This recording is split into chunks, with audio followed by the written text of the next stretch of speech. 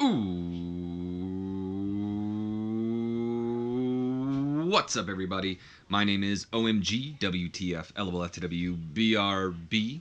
Welcome back to more Total Extreme Wrestling 2016. We are doing the Local to Global Challenge, and we are playing as our own created company, the IWC, starting back from the 1970s and hopefully working our way up. We'll see how it goes.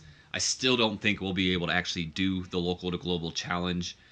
And I don't know. Part of me thinks that I don't know if I want to continue doing the Local to Global Challenge when Total Extreme Wrestling 2020 comes out, because it's not a Local to Global anymore. It's a Tiny to Titanic, and I don't know if there's more steps to it or not. So I don't know. I'm rambling. Let's just not even get there. Let's just keep doing what we're doing, and we'll see where we go from here, because I still enjoy doing this series. So anyway, what was I saying again?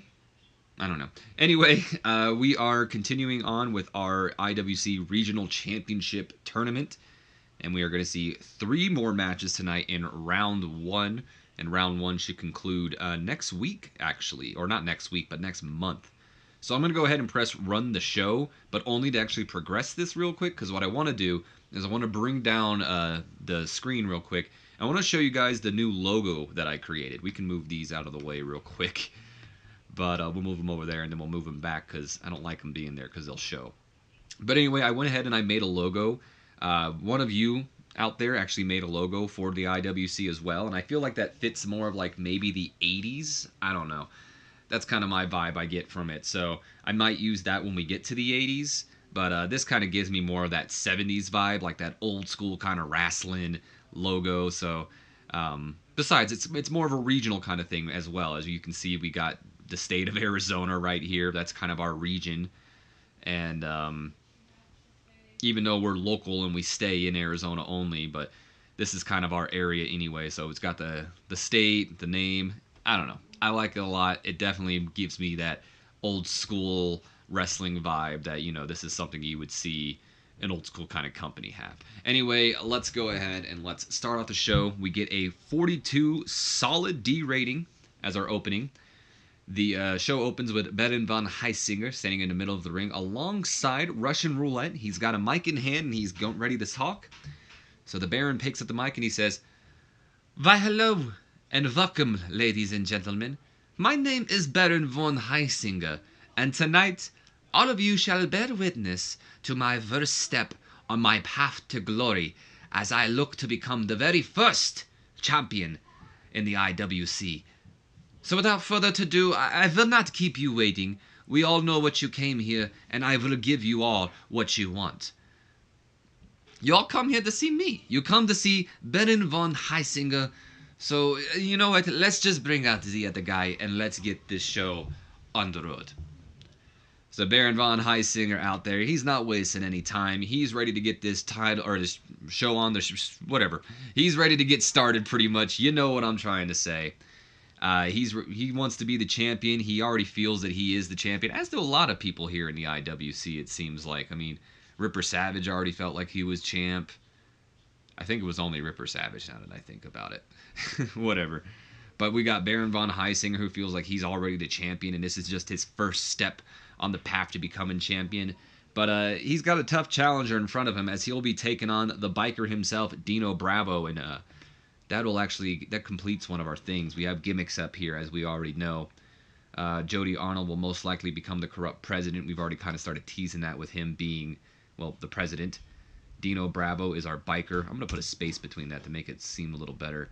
Our Elvis gimmick goes to Jim Alexi. Ex-military, I'm kind of going to go ahead and say that's Don Savage. And we could make, what's his name, the football player, but I don't know. We'll see where that goes. Also, we got a couple of things here. Bob Roop, who's on our roster, he's apparently on the rise, so we might actually start pushing Bob Roop. And Mae Young, as you guys all may know who Mae Young is, she's retiring. What a shame. Anyway, let's go ahead and get our first match underway. But before we can do that, Baron von Heisinger apparently was very underwhelming, and Alex the Butcher apparently came across well. So, good job, Butcher. Come on, Baron. All right, let's go ahead. Let's start off the show. We get a 28 solid E rating for our opening match. Oof, that's good. And about that had a decent reaction from the crowd, but subpar wrestling to it. Dino Bravo goes over Baron von Heisinger in 13 minutes, 5 seconds with a side suplex. So Dino Bravo pulls up the upset victory, I would say. Baron von Heisinger kind of booked as one of our top talents. Dino only made his debut not too long ago. In fact, he lost his first match. But he comes out here and he's able to beat Baron von Heisinger. Heisinger too high up on that high horse, and Bravo took him down, and it was a hard fall down. So Bravo able to pick up the victory, and he moves on to round 2.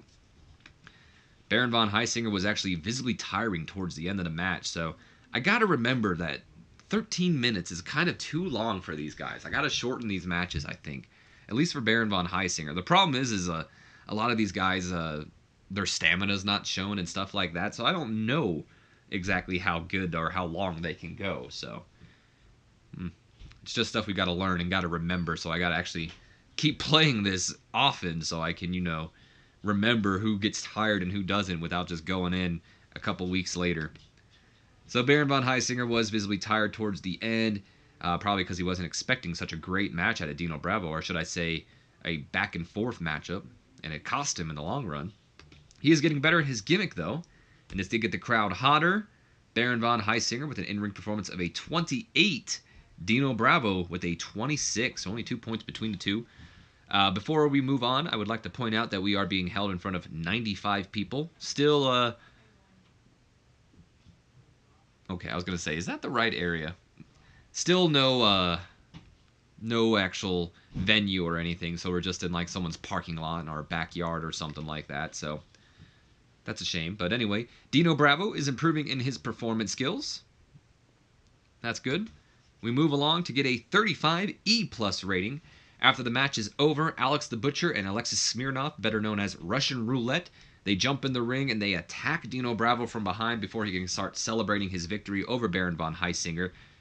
And while Russian Roulette is beating up on Dino Bravo, Baron von Heisinger decides to join in, and now the trio is beating down on Dino Bravo, just stomping down on the rookie, until finally the man who is on the rise, apparently, Bob Roop, comes down. And Bob Roop rushes down to the ring. He takes off the towel around his neck because he's an Iceman and he's serious and he's ready for action all the time. I don't know what the towel around the neck would have to do anything, but I just picture him having a towel around his neck for some reason, like some Ricky Ortiz kind of thing. He just doesn't wave it around. Is it Ricky Ortiz? Anybody remember that guy from ECW? Ricky Ortiz, I think his name was. And I'm talking about WWE ECW, not like old ECW. He had the big fro. He waved around his like white towel. He was on some game show as well that I watched, that I remember because it advertised that he was from ECW, and I was like, what? Anyway, I liked him. He was kind of cool, but I don't even know if I remember his name though, so obviously I didn't like him enough. I'm kind of curious. I want to Google it, but I don't want to take too long on this one segment about Ricky Ortiz. But I haven't even thought about that wrestler in so long that a part of me wants to see if I actually did remember his name. Apparently Ricky Ortiz is a football fullback.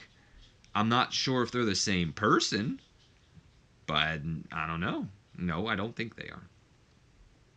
He was a wrestler, though. I'm right. It is him, Ricky Ortiz. I was right. Anyway, now that we're done with that, Bob Roop, not Ricky Ortiz, makes his way down to the ring, and he gets into the ring, and while he gets into the ring, the trio of Baron von Heisinger and Russian Roulette leave the ring. They are not going to have anything to do with Bob Roop, even though they probably could take him out. I mean, it is 3 against 1. They just don't have time for it. Whatever. They're getting out of the ring. And Bob Roop, he's just pretty much egging them on. He's daring them to get in the ring. Come on, get in the ring, you cowards, fight me. And Baron von Heisinger actually takes to the mic, and he takes this time to just egg on Bob Roop a little bit more here, talking some smack to him. Oh yeah, Mr. Bob Roop, you think you're so tough, don't you? Stuff like that.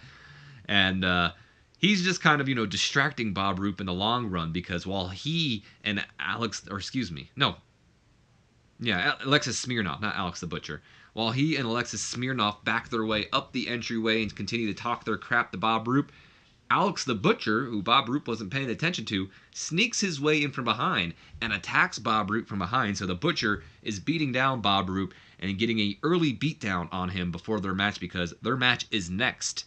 and it is, of course, in the IWC title tournament as well. So this angle did get the crowd hotter. We did lose heat for the Bob Roop Von Heisinger storyline, but that's okay. We move along and we get a 41 solid D rating here. Hell yeah, that's a good match, guys. 41 solid D rating here in a decent matchup. Alex the Butcher goes over Bob Roop in 5 minutes, 41 seconds with the bear hug submission hole after some interference from veteran Von Heisinger. Maybe not a submission. Maybe he just pinned him or something. I don't know. But anyway, that early beatdown gave a little bit of a added assistance there for Alex the Butcher. As you can see, the match only took place for like 6 minutes. Bob Roop was injured as well, so he is working with injury here, but we got to move on. And despite being injured and despite being attacked from early on, it still took an interference from Baron Von Heisinger to get Alex the Butcher the win over Bob Roop here. So Bob Roop was slowed by his injury, but he did have an in-ring performance of 40. Good Lord, Bob Roop. Butcher, of course, 39, only 1 point below Mr. Bob Roop here. Bob Roop, man. A lot of promise there. Alex the Butcher is improving in his technical and his performance skills, so good for Alex. And we then move on to a 31E plus rating here. We got Frank Gifford. He was borrowed for the night. He may be hired as well. I don't know. We'll see how well we go from here. Anyway, Frank Gifford is backstage. He's kind of serving as our backstage interviewer guy or whatever. Or maybe he's out in the, arena interviewing, Cousin Slim here in front of the crowd, because this is like the old school days. Anyway, Frank Gifford takes to the mic and goes, "Hello everyone, my name is Frank Gifford, and joining me at this time is Cousin Slim." And that's when Cousin Slim enters the frames, and the second he sees the camera, he just kind of freezes like, oh boy. This is a hillbilly kind of guy, a farm boy. He ain't used to seeing this technology and whatnot.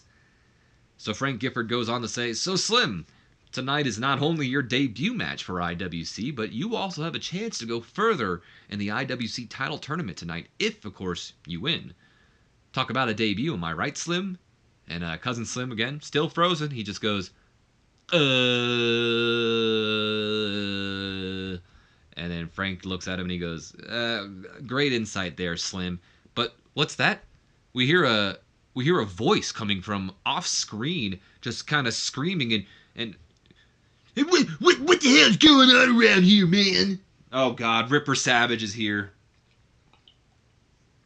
Gotta take a drink. Always when Ripper Savage is around. And he comes in, he's screaming from out of frame, but he's now in the frame, and he goes on to start talking in that Ripper Savage voice that we all love. So let me take one more drink.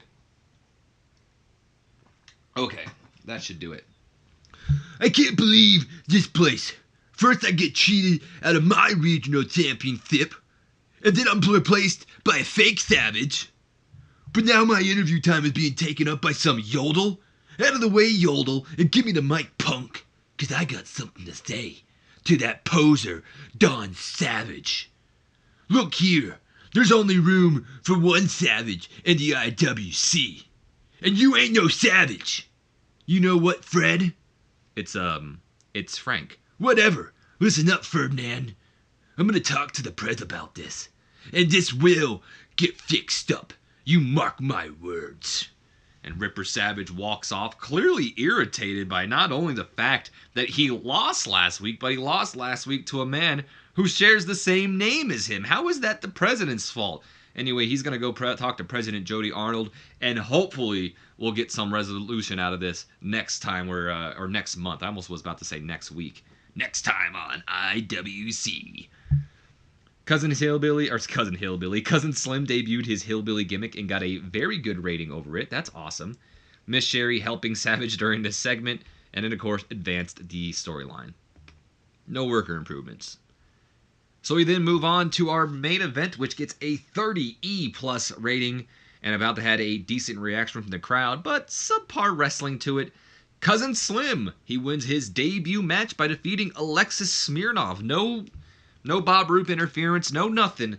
Just a back and forth match with Cousin Slim pulling up the victory with a fast roll-up. Maybe Smirnoff went running at Cousin Slim. I don't know what happened, but Cousin Slim pulled out a fast one, and no one expected it, but the Hillbilly was able to pull out the victory, and he moves on in this tournament. Can you imagine if Cousin Slim is the first ever IWC champion? What a world we'd live in. 30 E+ for the match. Cousin Slim with an in-ring performance of a 21. Alexis Smirnoff with a 33. Impressive from you, Alexis. You're getting better. So we go ahead and we end off the show and we get ourselves a 34 E+ rating. That's not too bad. And we increased our popularity in one region. So far, so good. But remember, we need to get to 50 in 2 regions in 2 years. It's going to be hard to do. I mean, no luchadors in 2 years, that's not hard. I mean, whatever. I'll just avoid hiring luchadors. But raising our popularity to at least 50 in 2 years? I don't know if we're going to be able to do that. By the way, guys, I need some punishments for these. I mean, if we fail, what do we do? You know, I mean, we stole this idea / borrowed this idea from Brendan Plays, and yeah, they've got punishment. So if I fail, if I can't get 50 popularity in 2 regions, I mean, what do we do? Do we give the title to like Randy Tyler? I mean, do we give the title to our worst wrestler or something, or do we fire our best wrestler? Like, we need some sort of punishment, you know, if we can't accomplish these goals. So, like, no luchadors. I mean, if we hire a luchador, maybe they have to work without a mask. Maybe they can't be a luchador. Maybe they're unmasked. Maybe that's the rule. I don't know. Let me know, guys. We need some punishments for these failures if we're not able to do it. Anyway, let's go ahead and make a speech. We're gonna give Bob Roop and Alex the Butcher the okay here as well, because they definitely did their job. They did their job. So let's go ahead and do that. Let's go and give Alex the Butcher, give him some encouragement, and I'm gonna tell Bob Roop. In fact, I'm gonna point him out as a good example. Cousin Slim will also give some encouragement to as well, because he debuted tonight. So, and he got a good rating. Plus, he's starstruck, so we'll give some encouragement to Alex the Butcher and Cousin Slim, and Bob Roop will point out as a good example. He's a trooper. He went out there and worked injured. So the Butcher was pleased. Bob Roop seemed pleased, and so did Cousin Slim. Oh, look at this, WrestleMania 30 in the background while we have like the 1970s pulled up. Isn't that something? All right, though, but that is going to be the end of this episode. I've got really nothing else to talk about or show you guys from here, so I'm going to go ahead and simulate towards the next month so we continue this on. And I'm going to try to get these up a little bit more often for you. I feel like I say that a lot to you guys, but with the local to global thing, we really need to like get these episodes up there for you guys, and we're never going to be able to do it if we don't actually do the challenge. So if we want to try to get to global, which again I highly doubt we'll be able to, but if we want to try to get to global, then we're gonna have to really kind of push on this series here. So we'll see where it goes from there. Anyway, I hope you guys have enjoyed. If you have, do me a favor, leave me a comment, like, subscribe if you haven't already.